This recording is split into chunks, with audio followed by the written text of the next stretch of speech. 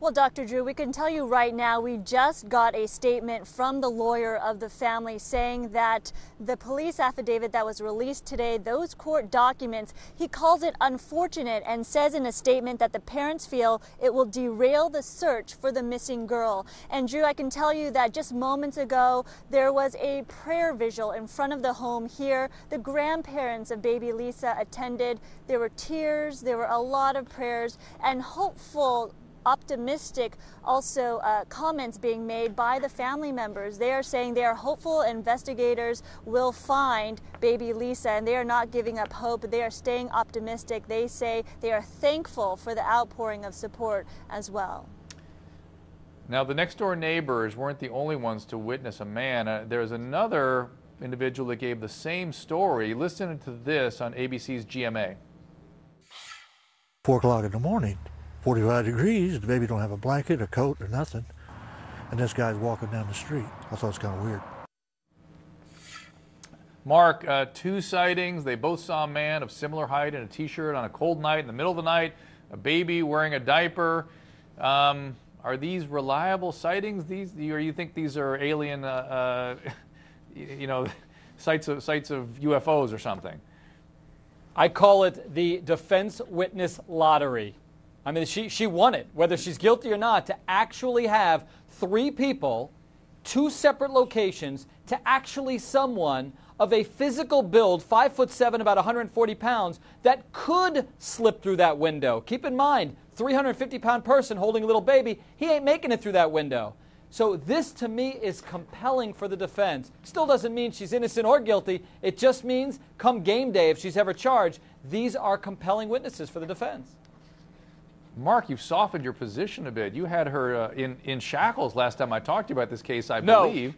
Now, you had me thinking that she was in shackles. No. I mean, listen, I can't ignore some very compelling evidence which makes her look like she's really guilty. I'm not saying that she is. All these things, not calling the cell phone that very well may be with the person who took your baby, that's the first thing me and my wife said we'd do. We would call right away. Right. There's just too many things that are problematic. No, you're right. But I'm not 25. I'm not an alcoholic. I'm different.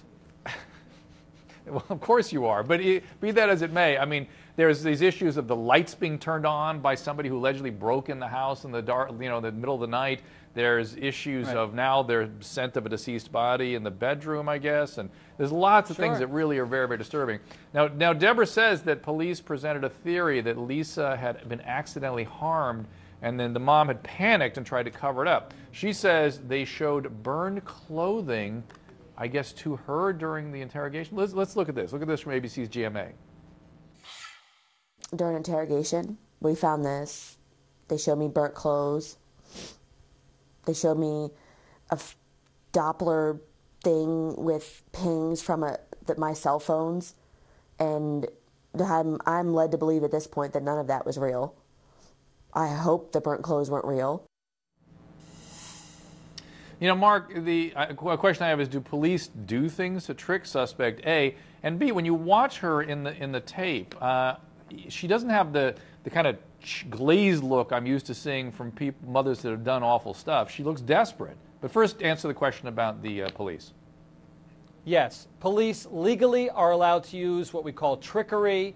As a defense lawyer, I say it's outrageous. No, I don't. It's fine. If you're trying to find a missing child, do whatever it takes within the confines of the law to do so. And sometimes by alleging to someone, listen, you failed the polygraph when you didn't, or there's evidence showing your DNA, and then they get them to confess and help solve a crime, that's okay as long as it's within the confines of the law. I'm okay with that. Now, as to her effect, look, I am not in her position. I am trying not to judge her. We all can't put ourselves in that position. She's given numerous interviews, and maybe at that moment she might not show the effect that people think that she should. So on that, I'm a little bit kind of lenient. I understand. Now I'm going to go back out to Kansas City to Sandra. Now, Sandra, 2 things. A, where's the family while they're tearing their house apart? And B, you talked to Jeremy Irwin's sister. What did she have to say? Well, Dr. Drew, the family members are at a relative's home not far from here, less than a 10-minute drive. That's where they're holed up right now. As you can imagine, the intense media presence out here, as well as well-wishers coming by to leave mementos for baby Lisa. On the other front, the sister, Ashley Irwin, came out for the prayer vigil in front of the home here moments ago, and we did talk to her. Obviously, the family is very wary of the media. They don't want the media to blame the family, especially Deborah Bradley, but she said that the family, the parents, are cooperating, Dr. Drew. She says they have been in constant contact with investigators. I said, how recently? She says, as recently as today. So clearly she wants to portray that they have been cooperative, as opposed to the media reports and other accounts out there that have been circulating that they haven't been talking to investigators. So certainly two sides of the story here. But according to Ashley Irwin, the sister of the father of baby Lisa, she says that they've been cooperating and also are very hopeful investigators will find the baby.